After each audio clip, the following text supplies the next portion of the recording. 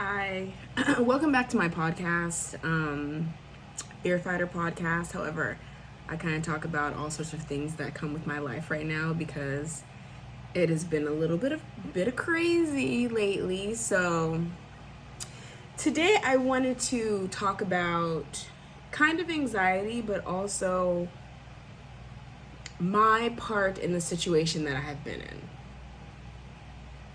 Because I feel like, I've tried to rationalize a lot of things, I've complained about things, but I haven't really been totally upfront about my side of the situation. I think it could maybe help people.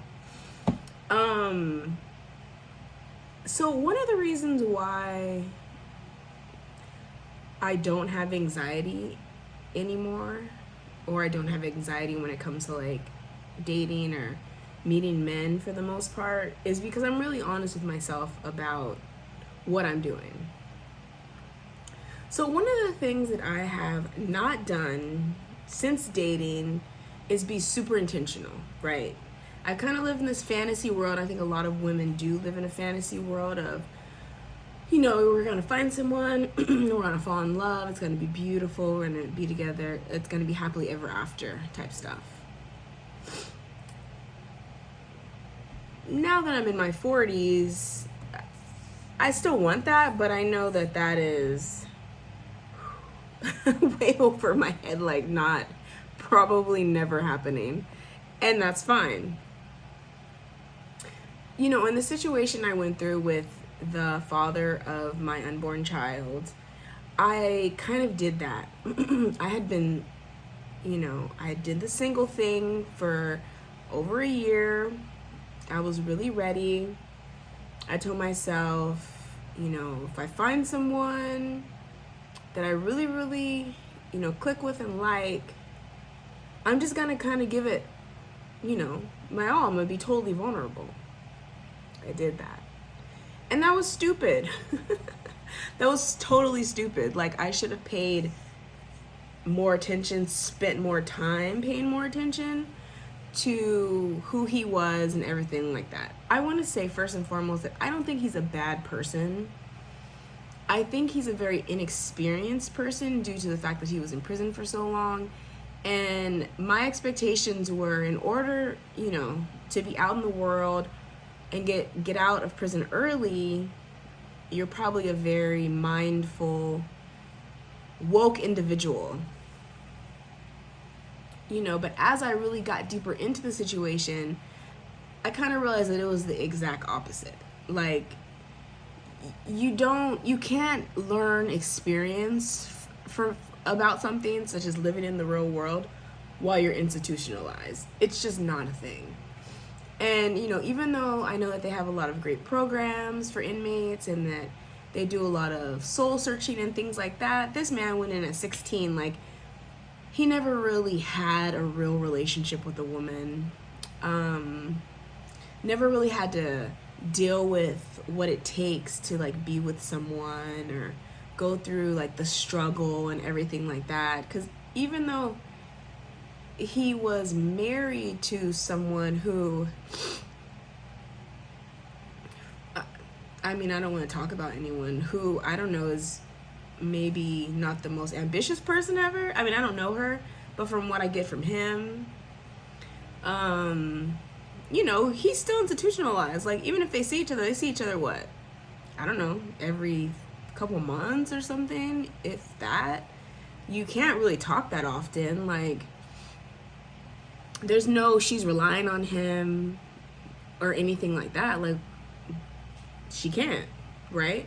He doesn't know the stress or know the feeling when someone is counting on you to be an accountable person.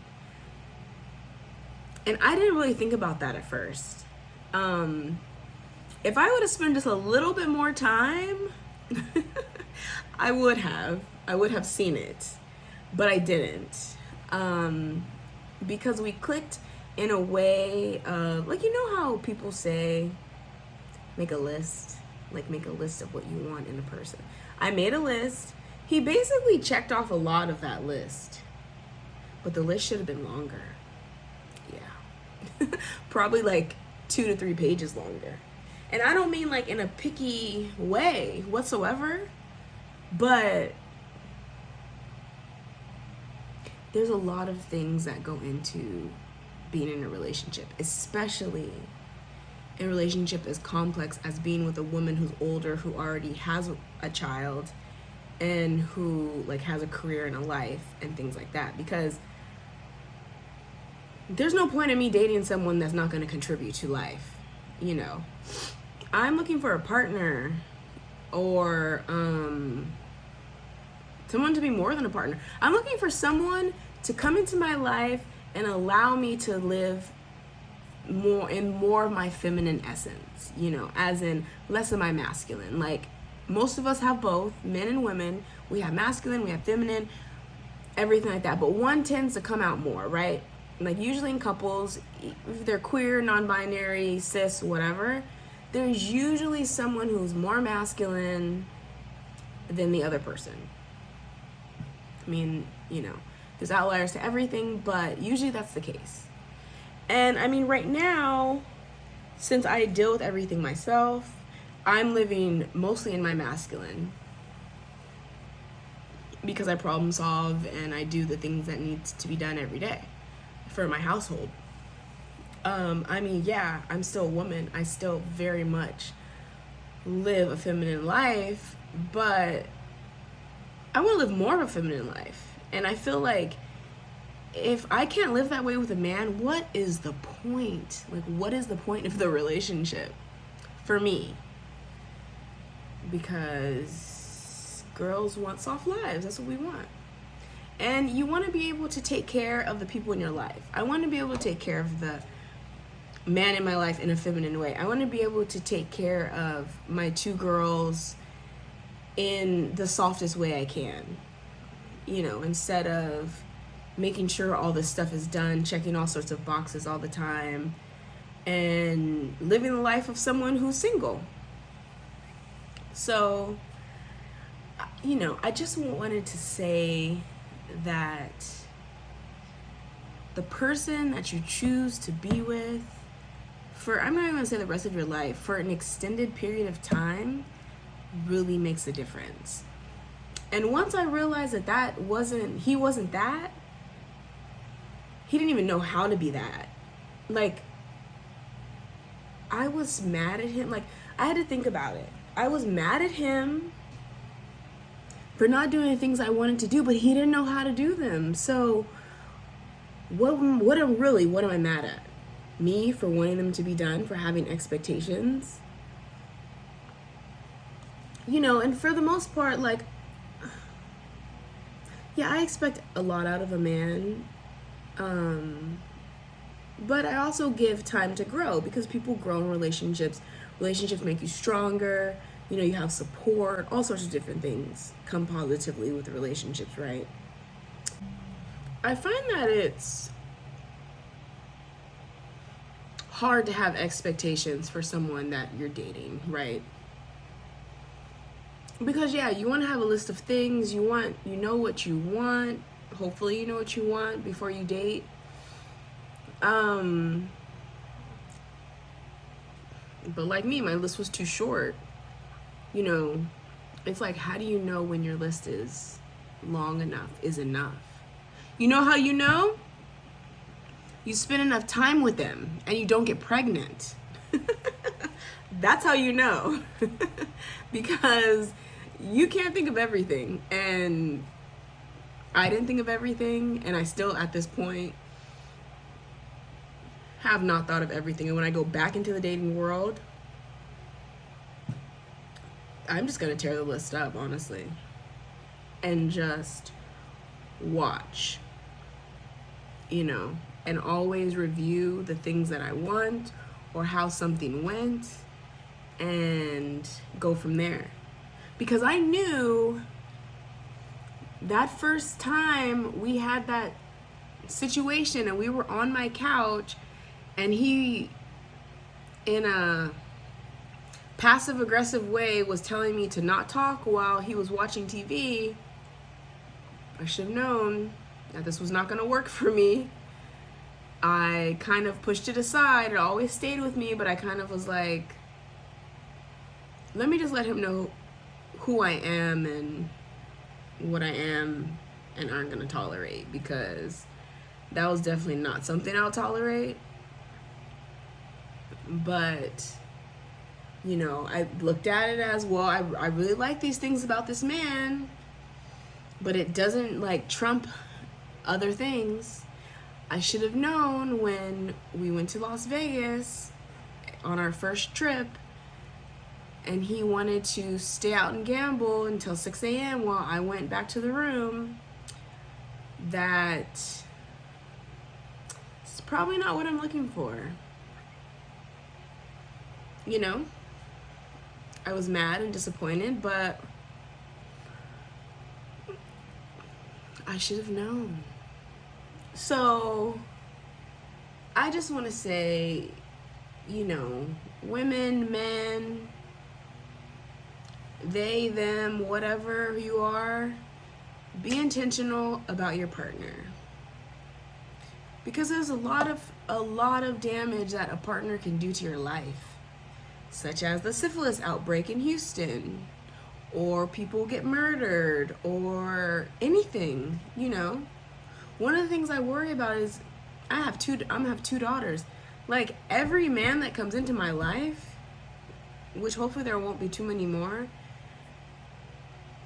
I have to watch them like a hawk to make sure, like, I feel like they have no predatory tendencies, right?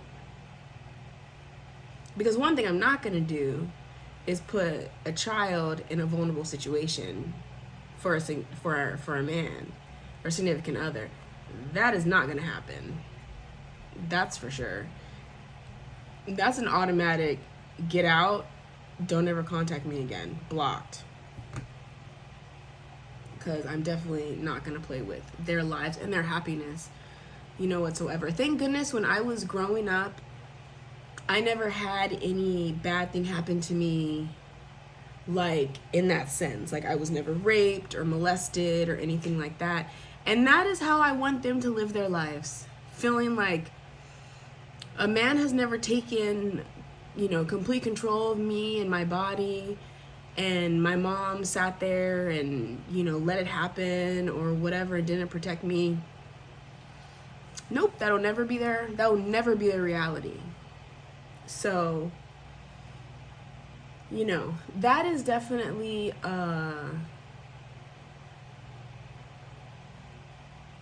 important part of moving forward. Now, people may say, you have a daughter, yet you dated a man who was in prison for years. But, I mean, he wasn't in prison for anything that had to do with a woman or a child. He was in prison for living a gang lifestyle at 16. So, to me, that's not the same thing. He's never done anything weird around her, never has hurt her or anything like that. I know he struggles with the thought of being a father, and I will have to show him a lot of things, and hopefully he's open. That's all I want at the moment. Right now, as I try to work through the feelings that I have for this relationship, for this person, because I really don't want it to be a negative situation. I am taking a step back from communicating with him, but I'm taking a step back so I can get my thoughts, my emotions, and everything together. Because right now I'm still surging hormones, so I'm still kind of all over the place with my feelings. And I need to let go of what happened when we were, you know, trying to have a relationship, as in now that we're not trying to have a relationship, and separating them. And I've struggled, but I've definitely felt the most peace since I have kind of pulled that communication away. Because we're just not compatible like that. We're two different places in life.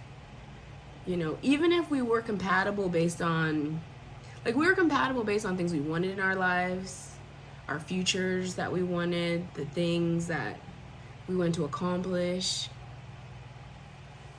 But when it comes to years of experience, that drove a huge wedge into our compatibility. Because, like, I've been surviving and living this life for so long, and, you know, that's what we do, right? We live in the effing United States of America, and it's crazy here. And, I don't at all want to judge anyone who has been... I don't at all want to judge anyone who has been incarcerated, because I feel like there's a lot of reasons to be incarcerated. Some of them really bad, and some of them, you know, you're innocent. So I don't hold anything against him whatsoever. Like, he lived, you know, he's living his life, he's doing what he needs to do. The only thing is, I feel like to go from that world for so long to go to this world is, you need help. Like, you need a therapist, you need someone to help you get through that. Like, it's not the responsibility of your significant other to help you to get to some situation, or help you get to a place in life,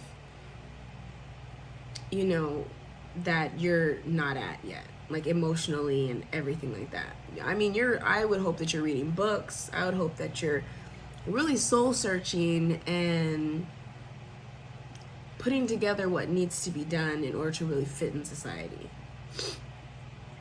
or before taking on a significant other. Because I think one of the things I was mad at is the fact that he came at me so confidently, like, you will not regret this situation. Because at first I was hesitant. I was like, I don't know. I don't know if I want to do this. And he's like, he called me a scared little bird. And I was scared, because I spent 10 years with two men that didn't, you know, amount to anything, 2 long-term relationships for all of my 30s. I'm like, I don't want to do that again. I'm like, no. You know, and I thought, okay, we're compatible in the things we're looking for in life. And that was one of the things, you know, I think that was a thing that really got me, because my ex, my daughter's father, I mean, we all lack things, you know, but when it came to things that I wanted in a man, I wanted a man who was interested in having a business or being an entrepreneur, and he wasn't interested in that. So I think meeting my current pregnancy's dad, he really wanted that. And that was like, oh my gosh, awesome. Like, you know, he is filling in for what I didn't get in my last relationship. But, you know, I didn't really think about all the other things he was lacking. So I blame myself, because I should have known better, you know. But then again, we live, we learn. Like, I spent a lot of time in long relationships to where I wasn't really out just dating a whole bunch of people. So I feel like as I move forward, I need to, you know, really make sure that I research dating, that I am true to myself and what I want, that I don't let myself fall for anyone. I'm thirsty. I'm drinking a Coke, which I don't really drink soda, but I've had headaches, migraines with my pregnancy, and so my perinatologist told me to have caffeine, and so I bought these little Cokes. They're only 90 calories, but it's like 50% of my daily amount of sugar, which is crazy. But I'm not craving sugar in this pregnancy. I'm not a sugar fiend, so this really takes care of it. But after I give birth, I'm not going to be drinking Coke anymore. I don't even really like it. Basically, I just need to sit back, relax, and watch. I don't know, what else can you say, right? But I think that that's really important when it comes to the mental health in dating or in relationships or significant others, because with my daughter's father, my first daughter's father, I felt getting out of that relationship was great for me because I had so much anxiety, and kind of when I left the relationship, a lot of that went away. I knew I had to make a change, and he was the change at the time I needed to make. Now, don't get me wrong, he's great. I love him very much, and we're very close. And he's actually changed a lot. So it was a good breakup. I mean, it was not a great breakup at the time, but it was a good breakup for us now. Like, we both grew a lot, just as individuals. I don't know about in the dating scene because we're both single, but we grew individually quite nicely. So, yeah, I did not nurture that relationship at the time because it wasn't good for me. And I came into this relationship like, it has to be good for me. I've been single, I've prayed, I've asked, I've written down what I want.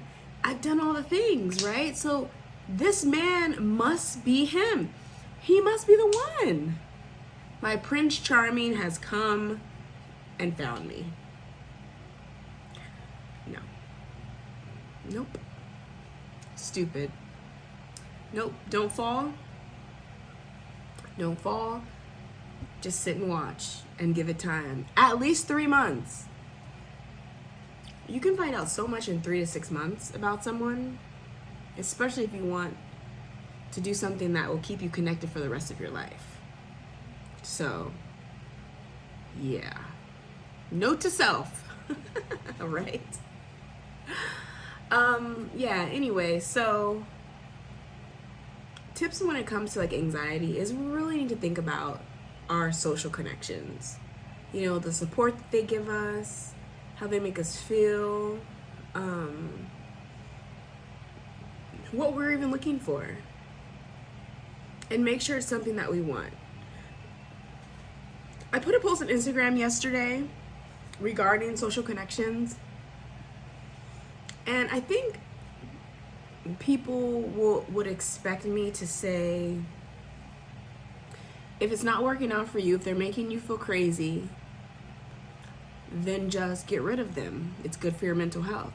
And even though I agree with that very much, I also agree with sometimes we don't look, watch and wait, and we let go of someone too soon, and then we have small bits of regret. And then that adds to our mental health because we're like, whatever, I'm just gonna let it go. When you really care and you're fighting it. So, in all, we have to be true to ourselves. That is the way anxiety works. That is the way of overcoming. It's just being true to ourselves no matter what. Setting boundaries, knowing what we like and don't like, and living by that no matter what. Like, the good thing about this situation is it was short-lived. Even though I happened to get pregnant, I mean,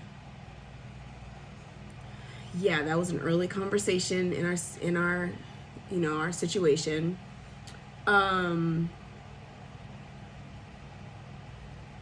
Even though I happened to get pregnant,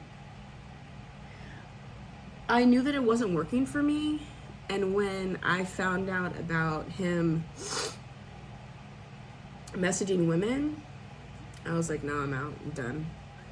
Like, there's no point in going back and forth with this. It's done for me. I'm not going back.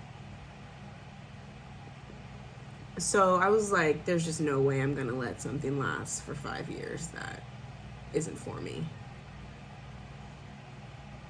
So I did learn that, at least, right? No, I'm good with breakups. Yeah, no, I was really emotional, and I really had a hard time, a lot, because I felt like super embarrassed. Well, first, for getting pregnant.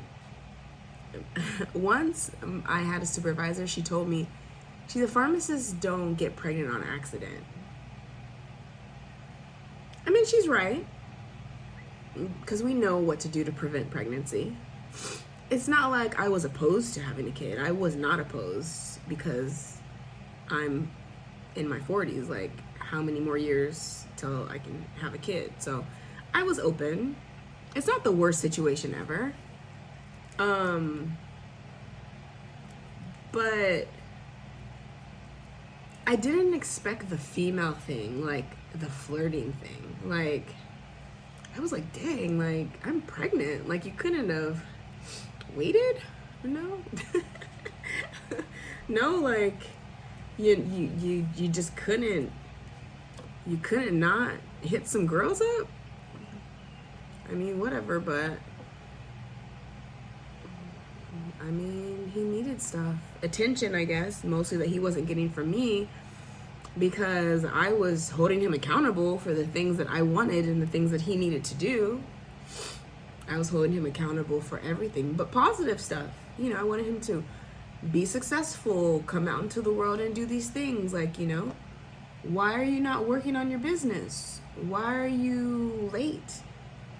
Why aren't you doing the thing that needs to be done instead of doing other things that aren't necessary? I wanted him to be the best person that he could be. And I think that just wasn't for him. He wasn't looking for that. He had probably been through that with, I don't know, in prison with COs or whatever. I'm not really sure. I don't really know too much about prison, or he's the only person I know that had spent so much time there. So I probably was more of a CO than a girlfriend sometimes. And but that's how I am. I want my man to be successful. I want him to be proud of himself. I want to be proud of him. I want all of that for him. So, I guess that didn't turn him on. And that's okay. But yeah, I was really caught off guard by that. I was not expecting that at all. Like, I kind of felt something because he was always on his phone. But yeah, I mean, I guess God brings all things to light. I didn't even have to look for it or anything. It just popped up as I had his phone, because he gave it to me to look at a desk, and just popped up and it was there. And God was like, here you go. Here's what you need to know. And that's what happened. So, I don't know. Anyway, I'm not going to continue to ramble. I just want to say thanks for listening. I hope this resonated with someone. I hope this makes you think about your thoughts and actions without judging yourself negatively. Because yeah, what happened. But a baby's a blessing. I'm healthy. I'm having a healthy pregnancy. I'm hoping everything will work itself out. I really do. I really am going to try for that. So I feel like if we both try for that, we'll be okay. And I'm half the equation, so I think it'll be good in the long run. Once he learns some things about having a baby. Yeah. But anyway, if you need any help with anxiety, for sure hit me up. I will add a link below. I actually have an anxiety program. I have a 4-week program. I have a 6-week program. I have a community. I really like to talk about these things and help people with how they're feeling. Like, this is my passion because I went through it and I didn't really have anyone to talk to because I didn't know what was happening to me. And even though I was open with it with my friends, it just wasn't, I didn't really have too many supportive conversations too often about how to get through what I went through. So I'm here to be that for someone. So yeah, other than that, have a great day.